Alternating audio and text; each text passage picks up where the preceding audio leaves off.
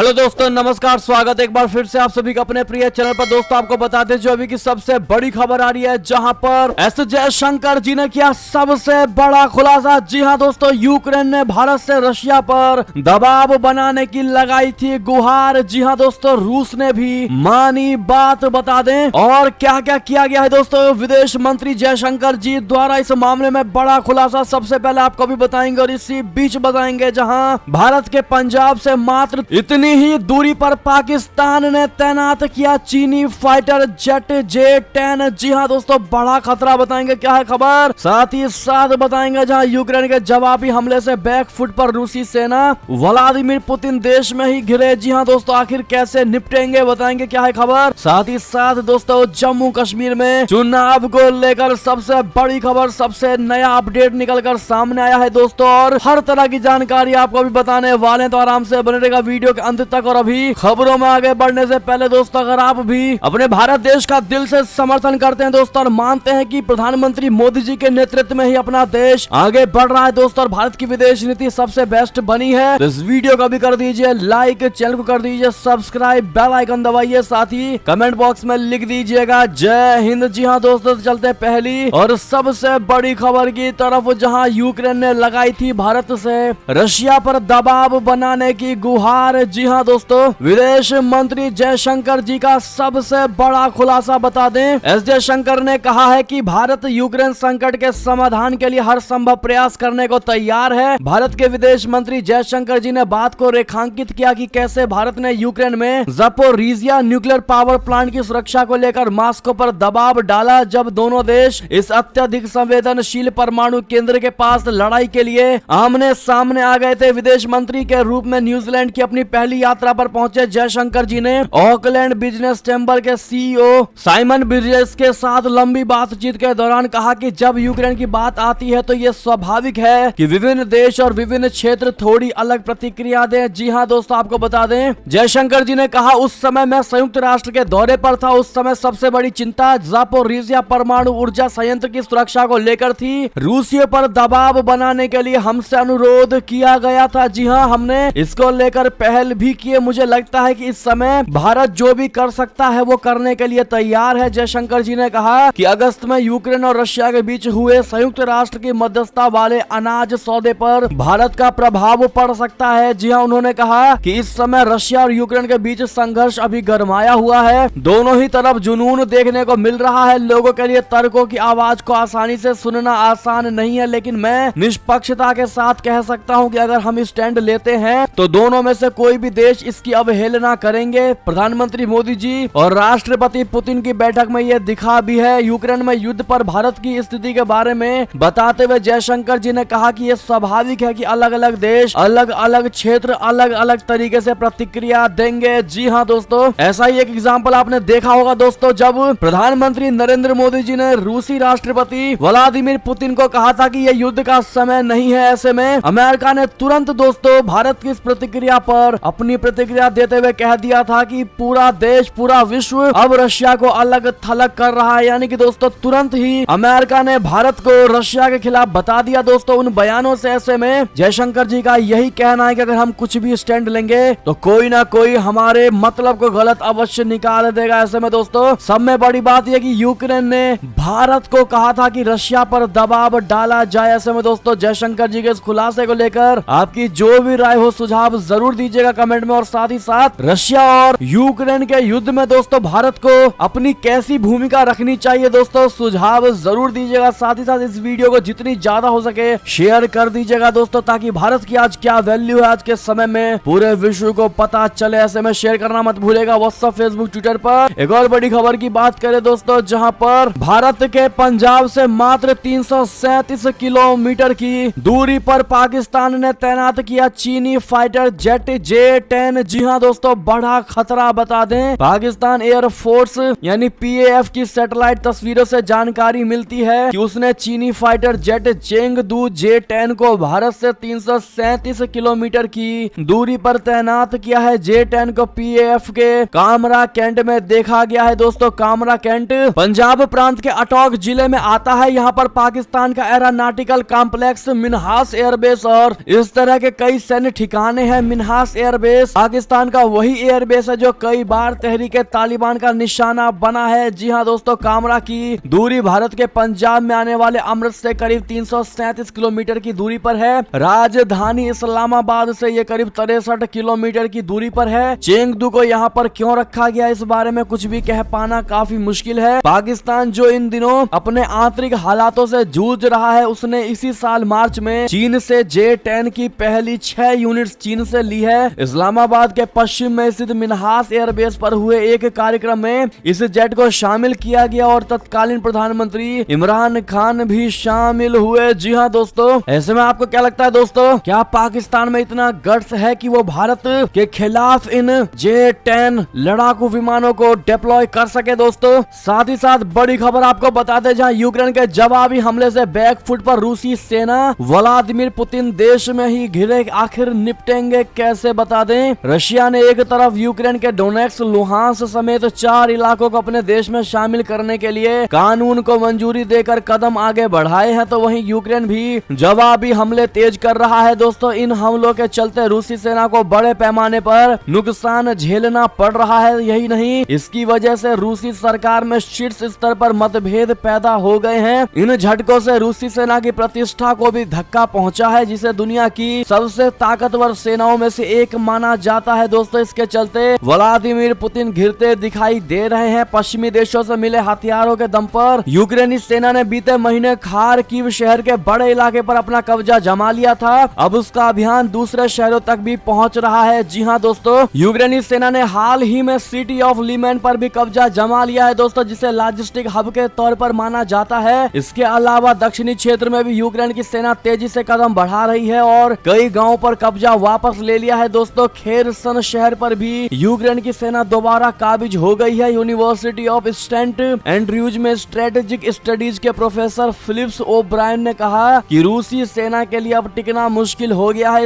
उसके हथियारों को यूक्रेनी सेना तबाह कर रही है। लंबे समय से मोर्चे पर डटे रहने से रूसी सैनिक थक गए हैं और अब यूक्रेन के आगे टिकना मुश्किल हो रहा है दोस्तों। साथ ही साथ आपको बता दें, रिपोर्ट्स के मुताबिक खेरसान का सैन्य अस्पताल घायल रूसी सैनिकों से भर गया है और वहां पर दवाओं की कमी हो रही है। तो वहीं दूसरी ओर यूक्रेनी शहर बिला सेरकवा में रूसी सेना ने ड्रोन हमले भी किए हैं। जी हाँ दोस्तों, ऐसे में अब आप स्थिति का अंदाजा लगा ही पा रहे होंगे जिस कदर रूसी सेना दोस्तों भारी मात्रा में अस्पतालों में भर्ती हो रहे हैं। ऐसे में एक और बड़ी खबर की बात करें दोस्तों, जहां UNHRC में श्रीलंका के खिलाफ प्रस्ताव भारत ने नहीं किया मतदान। चीन पाकिस्तान ने आखिर किसका लिया पक्ष, बता दे। भारत ने संयुक्त राष्ट्र मानवाधिकार परिषद में श्रीलंका के खिलाफ आए प्रस्ताव पर मतदान से परहेज किया है। UNHRC में श्रीलंका में सुलह, जवाबदेही और मानवाधिकारों को बढ़ावा नाम के प्रस्ताव को मतदान के लिए पेश किया था। मानवाधिकार परिषद के 47 सदस्यों में से 20 सदस्यों ने इस प्रस्ताव के पक्ष में मतदान किया। श्रीलंका के खिलाफ आए प्रस्ताव के विरोध में सिर्फ 7 वोट ही पड़े, जिनमें पाकिस्तान और चीन शामिल थे। बाकी के सदस्य देशों ने मतदान से दूरी बनाकर रखी। साथ ही साथ जिनेवा में मानवाधिकार परिषद के 51वें सत्र के दौरान श्रीलंका को लेकर हुए मतदान के बाद आधिकारिक बयान जारी किया। इसमें बताया गया है कि श्रीलंका में सुलह, जवाबदेही और मानवाधिकारों को बढ़ावा देने वाले प्रस्ताव को लेकर भारत की क्या राय है। जी हाँ दोस्तों, UNHRC में लाए गए प्रस्ताव में श्रीलंका में जारी आर्थिक संकट पर सुलह, जवाबदेही और मानवाधिकारों को बढ़ावा देने की बात की गई थी। साथ ही साथ दोस्तों आपको बड़ी खबर बता दें, जहां शहबाज ने भी माना कि भीख का कटोरा लेकर घूम रहा था पाकिस्तान। जी हाँ, बाढ़ के लिए अमीर देशों को बनाया जिम्मेदार, बता दे। पाकिस्तान के प्रधानमंत्री शहबाज शरीफ ने भी ये स्वीकार किया है कि उनका देश भीख का कटोरा लेकर घूम रहा है। दरअसल पाकिस्तान में आई विनाशकारी बाढ़ का ठीकरा अमीर देशों पर फोड़ते हुए शहबाज शरीफ ने कहा कि उनका देश भीख का कटोरा लेकर घूम रहा है। हालांकि उन्होंने ये भी कहा कि बाढ़ के बाद पाकिस्तान को भीख का कटोरा लेकर अमीर प्रदूषणकारी देशों के पास जाने के लिए मजबूर नहीं किया जाना चाहिए। जी हाँ, ताजा आंकड़ों और अनुमानों से पता चलता है कि भारी मानसूनी बारिश और ग्लेशियरों के पिघलने के कारण पाकिस्तान में आई बाढ़ से लगभग 1700 लोग मारे गए हैं दोस्तों, लाखों लोग विस्थापित हुए हैं। यही नहीं, बाढ़ के बाद संयुक्त राष्ट्र ने कहा कि देश में जल जनित बीमारियों के बढ़ने की आशंका और ज्यादा हो गई है। पाकिस्तानी सरकार का अनुमान है कि नुकसान की लागत $30 बिलियन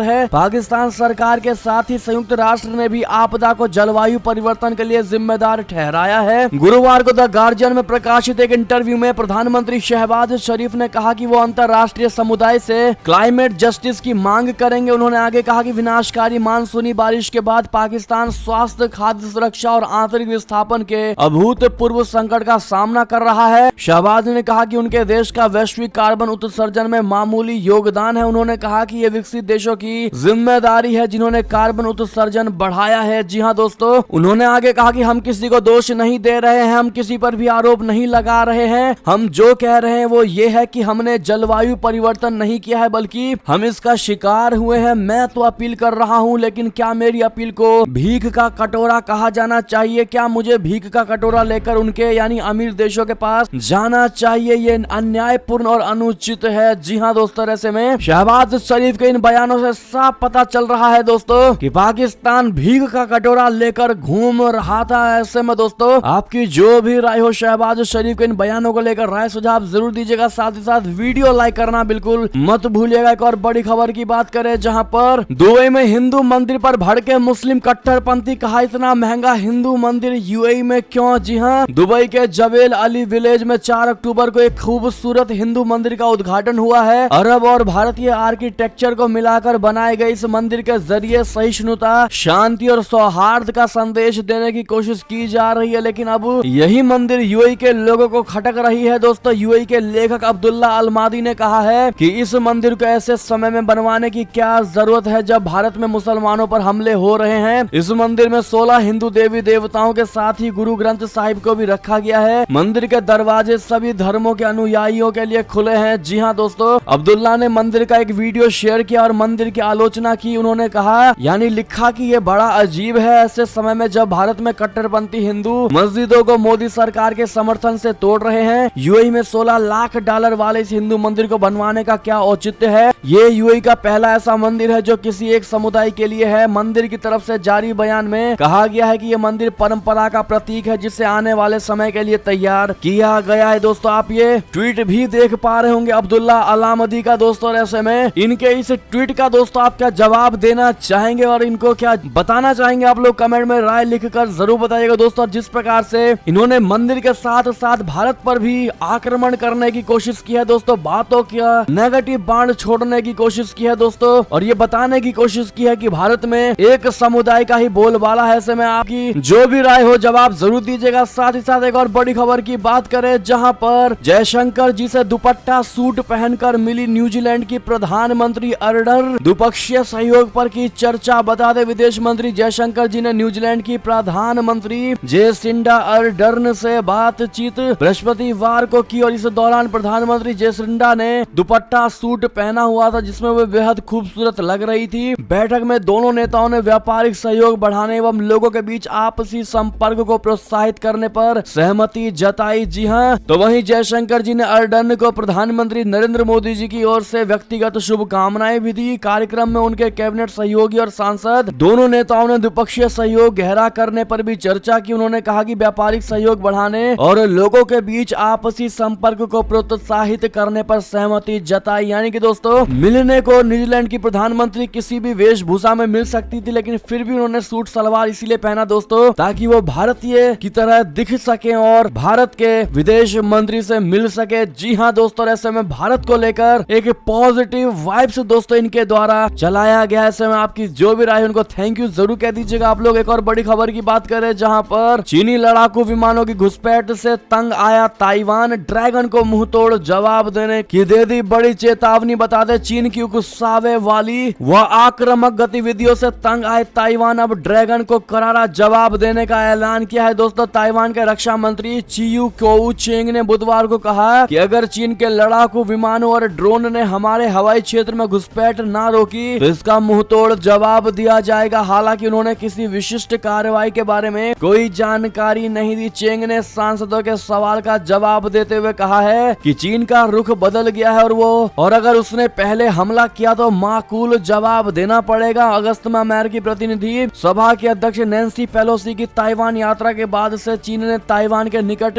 सैन्य अभ्यास और मिसाइल परीक्षण तेज कर दिए हैं। दोस्तों, एक और बड़ी खबर की बात करें, जहां पाकिस्तानी पीएम शहबाज शरीफ ने इमरान खान को कहा देशद्रोही। इस्लामाबाद लॉन्ग मार्च को लेकर दी चेतावनी। बता दें, पाकिस्तानी प्रधानमंत्री शहबाज शरीफ की अध्यक्षता में प्रधानमंत्री आवास में बैठक का आयोजन किया गया और इस दौरान पाकिस्तान के सत्तारूढ़ गठबंधन ने पूर्व प्रधानमंत्री और पाकिस्तानी तहरीक इंसाफ यानी पीटीआई के अध्यक्ष इमरान खान को देशद्रोही कहा और उन्हें इस्लामाबाद पर हमला करने के खिलाफ चेतावनी दी। शहबाज शरीफ सरकार ने इमरान खान के लंबे मार्च को रोकने के लिए सेना को भी बुलाने और राजधानी शहर में सैनिकों को तैनात करने का फैसला किया है। जी हां दोस्तों, आधिकारिक सूत्रों ने बताया कि प्रदर्शनकारियों के प्रवेश को रोकने के लिए राजधानी शहर के रेड जोन में पाकिस्तानी सेना को तैनात किया जाएगा। पाकिस्तान के गृह मंत्री राणा सनाउल्लाह ने कहा कि कैबिनेट ने फैसला किया है कि वो किसी भी सूरत में पीटीआई को इस्लामाबाद में प्रवेश नहीं करने देंगी। साथ ही साथ बड़ी खबर आपको बता दें, जहां चीन की सीपीईसी परियोजना की प्रगति पर पाकिस्तान से खुश नहीं है चीन। अब शहबाज शरीफ ने अधिकारियों को दिया ये आदेश। बता दें, चीन पाकिस्तान आर्थिक गलियारा की प्रगति को लेकर बीजिंग खुश नहीं है। दोस्तों, शी जिनपिंग की ये महत्वाकांक्षी परियोजना पाकिस्तान में भ्रष्टाचार, लाल फीताशाही और लापरवाही की भेंट चढ़ती जा रही है। रही सही कसर बलूचिस्तान के विद्रोही गुटों ने पूरी कर दी है। ऐसे में चीन ने सीपीईसी की प्रगति को लेकर पाकिस्तानी प्रधानमंत्री शहबाज शरीफ को जमकर खरी खोटी सुनाई है। इसके बाद सफाई देते हुए शहबाज शरीफ ने कहा कि उनकी सरकार चीन पाकिस्तान आर्थिक गलियारा से जुड़ी परियोजनाओं को प्राथमिकता के आधार पर पूरा करने पर ध्यान दे रही है। सरकारी रेडियो पाकिस्तान की खबर के अनुसार चीन सड़क एवं पुल कारपोरेशन के उपाध्यक्ष ये छेंग यिन की अध्यक्षता में इस्लामाबाद आए प्रतिनिधिमंडल से मुलाकात के दौरान प्रधानमंत्री शरीफ ने उक्त टिप्पणी की है। दोस्तों, साथ ही साथ एक और खबर आपको बता दें, जहां मिसाइल लॉन्च के बाद किम जोंग ने भेजे युद्धक विमान, दक्षिण कोरिया की रक्षा के लिए अमेरिका ने भी उतारा युद्धपोत। बता दें, दो पड़ोसी देशों दक्षिण कोरिया और उत्तर कोरिया के बीच युद्ध का खतरा बढ़ता जा रहा है। मिसाइल लॉन्च के बाद उत्तर कोरिया के तानाशाह किम जोंग उन ने दक्षिण कोरिया के पास से अपने युद्धक विमान उड़ाए। दक्षिण कोरिया का कहना है कि उत्तर कोरिया ने गुरुवार को उसकी सीमा के पास 12 युद्धक विमान उड़ाए, जिसके जवाब में दक्षिण कोरिया को भी अपने 30 सैन्य विमानों को उतारना पड़ा।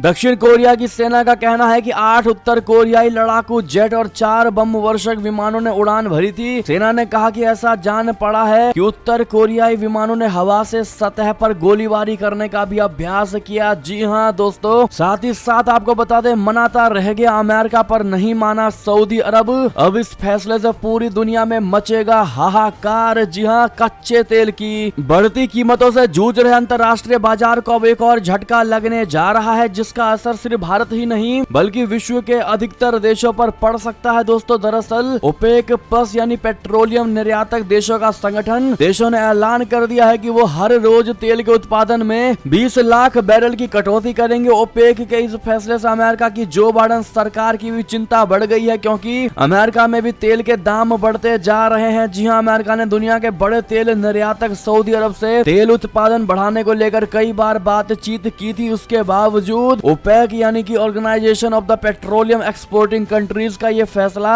अमेरिकी सऊदी रिश्तों से खटास ला सकता है। जी हां, क्योंकि सऊदी अरब ओपेक देशों में काफी प्रभावशाली देश है और इस फैसले से साफ हो गया है कि वो फिलहाल राष्ट्रपति जो बाइडेन की बात मानने के लिए राजी नहीं है। एक और खबर की बात करें दोस्तों, जहां पर भारत दौरे पर आ सकते हैं श्रीलंका के राष्ट्रपति विक्रम सिंघे, आर्थिक संकट पर कर सकते हैं चर्चा। जी हां, श्रीलंका के राष्ट्रपति रानिल विक्रम सिंघे ने गुरुवार को संसद में घोषणा की है कि वो द्वीप देश के सबसे भीषण आर्थिक संकट पर चर्चा करने के लिए भारत की यात्रा कर सकते हैं। जापान, सिंगापुर और फिलीपींस की अपनी हाल की यात्राओं के बारे में सदन को जानकारी देते हुए राष्ट्रपति विक्रम सिंघे ने कहा कि हम भारत के साथ अपनी बातचीत जारी रखे हुए हैं। जापान में प्रधानमंत्री मोदी जी के साथ अपनी संक्षिप्त मुलाकात के दौरान मैंने उन्हें अपनी स्थिति के बारे में जानकारी देने के लिए नई दिल्ली जाने की अपनी इच्छा से अवगत कराया। अब राष्ट्रपति विक्रम सिंघे ने 1948 के बाद से देश के सबसे खराब आर्थिक संकट का सामना कर रहे श्रीलंका के तत्कालीन राष्ट्रपति गोटाबाया राजपक्षे के कोलंबो से भाग जाने के बाद कार्यभार संभाला था। जी हां, उन्होंने कहा कि प्रधानमंत्री मोदी जी ने हमेशा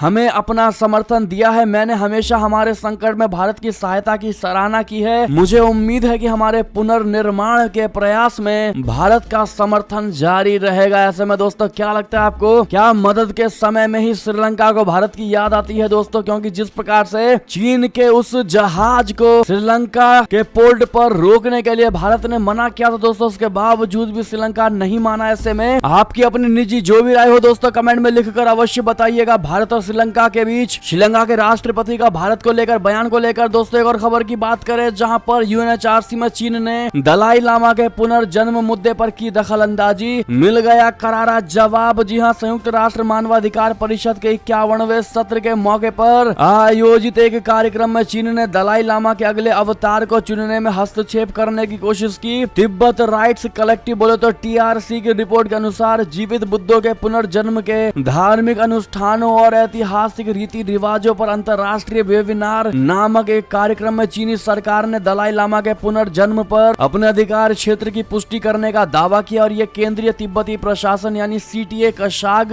द्वारा हाल ही में अपनी स्थिति पर जोर देने के बाद आया है कि दलाई लामा के पुनर्जन्म के मामले में किसी भी सरकार और न ही किसी व्यक्ति को हस्तक्षेप करने का अधिकार है। जी हाँ दोस्तों, साथ ही साथ आपको बता दें जहां पर जम्मू कश्मीर में अगले साल हो सकते हैं चुनाव, सभी को वोट का बराबर मौका देने में जुटा चुनाव आयोग। बता दें जम्मू कश्मीर में धारा 370 हटने के बाद शांति बहाली के प्रतीक के तौर पर गृह मंत्री अमित शाह जी के बारामूला रैली में जिस तरह से भारत माता की जय के नारे लगे, उसके बाद एजेंसियों का विश्वास बढ़ा है। दोस्तों घाटी के हालात में काफी सुधार हो चुका है। जम्मू कश्मीर में वोटर लिस्ट तैयार हो चुकी है और सर्वेक्षण अंतिम दौरे में चल रहा है जो महीने भर के अंदर ही पूरा कर लिया जाएगा। जी हाँ, चुनाव आयोग चाहता है कि सभी वोटर्स को वोट देने का बराबर हक मिले। इसके लिए वोटर्स लिस्ट में कुछ नए बिंदु जोड़े जा रहा है। दोस्तों इस बार जम्मू कश्मीर विधानसभा चुनाव में मतदाताओं की कई श्रेणियों को जोड़ने की कवायद चल रही है। सूत्रों के मुताबिक पश्चिमी पाकिस्तान से भारत आए हुए काफी ऐसे मतदाता हैं जो जम्मू कश्मीर के कई हिस्सों में रहते हैं, लेकिन वो विधानसभा चुनाव में वोट नहीं दे पाते। ये मतदाता लोकसभा चुनाव में तो वोट देते हैं लेकिन विधानसभा में अब तक वोट देने का हक नहीं था और इन मतदाताओं को इस बार होने वाले विधानसभा चुनाव में भी अपने निवास वाले विधानसभा में वोट देने का मौका मिलेगा। जी हाँ, और सबसे बड़ी और खुशी की बात दोस्तों, इसमें पीओके के बहुत सारे वोटर्स भी जुड़ेंगे। जी हाँ, जम्मू कश्मीर में रह रहे पाकिस्तान अधिकृत कश्मीर के भी बहुत सारे मतदाताओं को इस बार इस मतदाता सूची में जोड़ा जाएगा और उन्हें वोट देने का अधिकार भी मिलेगा। ऐसे में दोस्तों अगर आप भी जम्मू कश्मीर में होने वाले इस चुनाव का दोस्तों दिल से समर्थन करते हैं तो राय सुझाव जरूर दीजिएगा। एक और बड़ी खबर की बात करें, जहां पूर्व सीएम की किडनी हुई फेल, अब दी जा रही है CRRT थेरेपी। जी हाँ दोस्तों, समाजवादी पार्टी के संस्थापक और संरक्षक मुलायम सिंह यादव की किडनी फेल हो गई है दोस्तों और उन्हें अब कॉन्टिन्यूअस रीनल रिप्लेसमेंट थेरेपी यानी CRRT थेरेपी पर रखा गया है। उनके शरीर में क्रिएटिनिन लेवल बार बार अनियंत्रित हो रहा है, अनकंट्रोल हो रहा है दोस्तों। ऐसे में सामान्य डायलिसिस के बजाय उन्हें एडवांस CRRT थेरेपी सपोर्ट पर रखा गया है। डॉक्टर्स का कहना है कि ये थेरेपी किडनी खराब होने पर सामान्य डायलिसिस के इलाज से बेहतर है। जी हाँ दोस्तों, डॉक्टर्स ने बताया है कि मरीज के शॉक में होने पर डायलिसिस के बजाय CRRT मशीन का इस्तेमाल बेहतर रहता है जो काफी एडवांस टेक्नोलॉजी है। जी हाँ दोस्तों, साथ ही साथ एक और बड़ी खबर आपको बता दें, जहां पर उत्तर प्रदेश से बड़ी खबर, मदरसा सर्वे की डेडलाइन खत्म, अब सरकार को सौंपी जाएगी रिपोर्ट। जी हाँ दोस्तों, उत्तर प्रदेश में गैर मान्यता प्राप्त मदरसों के 11 बिंदुओं पर किए जाने वाले फिजिकल वेरिफिकेशन की प्रक्रिया 5 अक्टूबर को खत्म हो गई। प्रशासन अब अपनी रिपोर्ट जिलाधिकारी को 10 अक्टूबर तक देगा। इसके बाद 25 अक्टूबर तक रिपोर्ट शासन को भेज दी जाएगी और इस दौरान मदरसों के सर्वे को लेकर विपक्ष और मुस्लिम धर्म गुरुओं ने सवाल खड़े कर दिए थे, तो वहीं सरकार अब भी पहले की बात को दोहराते हुए मुस्लिम कल्याण की बात कर रही है। वेरिफिकेशन में सरकार ने 11 बिंदुओं वाली रिपोर्ट मांगी है और इसमें मदरसों के शिक्षा के पाठ्यक्रम, छात्रों की संख्या, उनकी मौजूदा स्थिति और आय संबंधी ब्यौरा शामिल है। जी हाँ दोस्तों, ऐसे में मदरसों पर योगी जी द्वारा उठाए जा रहे इस कदम का अगर आप भी दिल से समर्थन करते हैं दोस्तों तो हमारा समर्थन कहना बिल्कुल मत भूलिएगा। और इसी बीच ये थी अब तक की सारी बड़ी खबरें। आपको हमारी खबर कैसी लगी? आशा करता हूँ दोस्तों बहुत अच्छी लगी होगी। अगर थोड़ी भी अच्छी लगी है तो इस वीडियो को अभी अपने भाई बंधुओं में व्हाट्सएप, फेसबुक, ट्विटर के जरिए पूरे भारत में शेयर करना बिल्कुल मत भूलिएगा दोस्तों। और अभी कर दीजिए इस वीडियो को लाइक, चैनल को कर दीजिए सब्सक्राइब, बेल आइकन दबाइए, साथ ही कमेंट बॉक्स में लिख दीजिएगा जय हिंद जय भारत। तो मिलते हैं आप अगली बड़ी खबर में दोस्तों, तब तक अपना ख्याल रखिएगा। आप सभी का बहुत बहुत धन्यवाद साथ देने के लिए, साथ बने रहने के लिए, और खबरों का सिलसिला लगातार हमारे चैनल पर जारी, तो अपडेट रहना बिल्कुल मत भूलिएगा। मिलते अगली खबर में। जय हिंद जय भारत, जय श्री राम, वंदे मातरम, हर हर महादेव।